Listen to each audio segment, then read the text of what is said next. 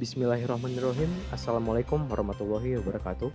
Perkenalkan, nama saya Taufik Alamsyah dari Prodi D4 Teknologi Laboratorium Medis, UTKS Kemenkes Jakarta 3.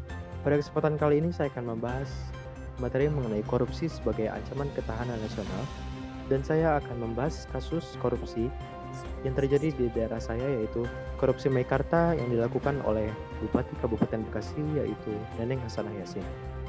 Baik, sebelum kita masuk dalam pembahasan kasusnya, terlebih dahulu saya akan menjelaskan mengenai pengertian dari ancaman dan juga korupsi.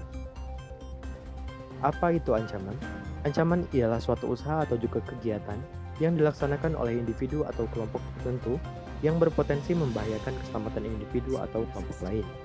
Ancaman di bidang pertahanan dan keamanan berarti segala usaha yang bermaksud dan bertujuan untuk membahayakan atau mengganggu kedaulatan dari suatu negara, baik itu bersifat mengancam, menghambat, ataupun bisa dibilang mengganggu kedaulatan di negara itu sendiri. Selanjutnya adalah pengertian korupsi. Berdasarkan Undang-Undang Nomor 31 Tahun 1999, korupsi adalah tindakan setiap orang yang melawan secara hukum, melakukan perbuatan memberkahi diri sendiri atau orang lain, atau suatu korporasi yang dapat merugikan keuangan negara atau perekonomian negara. Baik, kita akan mulai pada pembahasan kasus. Kasus ini saya dapatkan dari berita dengan judul Kasus Meikarta, KPK periksa ex Bupati Bekasi Neneng Hasanah Yassin.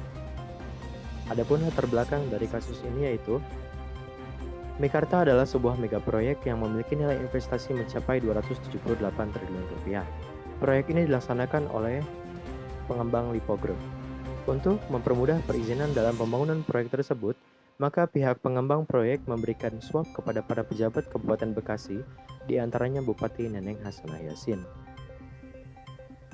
Lanjut, kita akan menganalisis rincian kasus suap Meikarta. Jadi, tidak semua dari total lahan 360 hektar milik Lipo untuk proyek Meikarta ini memenuhi rencana tata ruang wilayah atau RT/RW dari Kabupaten Bekasi. Kawasan itu ada yang memang untuk pengembangan kawasan hunian, tetapi ada sebagian lain untuk zona pengembangan kawasan industri. Dari jumlah itu, Lipo mengajukan izin seluas 140 hektar, tapi yang lolos untuk izin peruntukan lahan hanyalah 84 hektar. Tidak hanya sampai di situ, dengan hanya bermodal izin peruntukan penggunaan lahan seluas 84 hektar, Lipo tak bisa langsung menggarap bangunan fisik, baik untuk sentra permukiman ataupun bisnis, karena harus mengantongi izin lain, di antaranya seperti izin lingkungan, lalu lintas, air, limbah, hingga izin konstruksi. Semua izin ini masih dalam proses evaluasi di tangan pemerintah Kabupaten Bekasi dan menunggu rekomendasi dari pemerintah Provinsi Jawa Barat karena proyek ini dianggap sebagai proyek yang strategis. Izin lingkungan, lalu lintas, air, limbah, hingga izin konstruksi inilah yang diduga diurus melalui suap Billy Sindoro kepada petinggi Kabupaten Bekasi yang punya kaitan dengan izin ini, seperti Dinas PUPR dan Dinas Penanaman Modal serta Pelayanan Perizinan Terpadu. Hingga pada akhirnya, KPK menetapkan Bupati Bekasi Neneng Hasanah Yassin dan 4 pejabat di bawahnya sebagai tersangka penerima suap dan 4 orang sebagai tersangka pemberi suap, yakni Direktur Operasional Lipo Group Billy Sindoro, 2 konsultan Lipo Group Taryudi dan Fitra Jaya Purnama, serta pegawai Lipo Group Henry Yasman.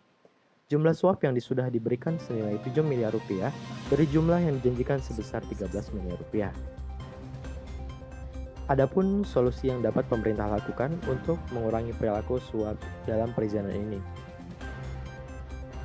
Kasus suap ini bisa terjadi akibat dari pelaksanaan proses perizinan yang sangat rumit dan memakan waktu yang lama, sehingga para pengusaha lebih memilih untuk menyuap para pejabat agar proses perizinan tersebut dapat berjalan lebih cepat. Solusi yang dapat dilakukan pemerintah adalah dengan membenahi peraturan dan prosedur mengenai pembuatan perizinan yang ada di Indonesia supaya bisa lebih baik dan lebih cepat dalam pelayanannya. Baik, sekian penyampaian materi mengenai korupsi dan kasus korupsi Meikarta oleh Bupati Bekasi. Saya mohon maaf apabila terdapat kesalahan dalam penyampaian informasi dan kekurangan saya dalam penyampaian materi ini. Saya akhiri. Terima kasih dan wassalamualaikum warahmatullahi wabarakatuh.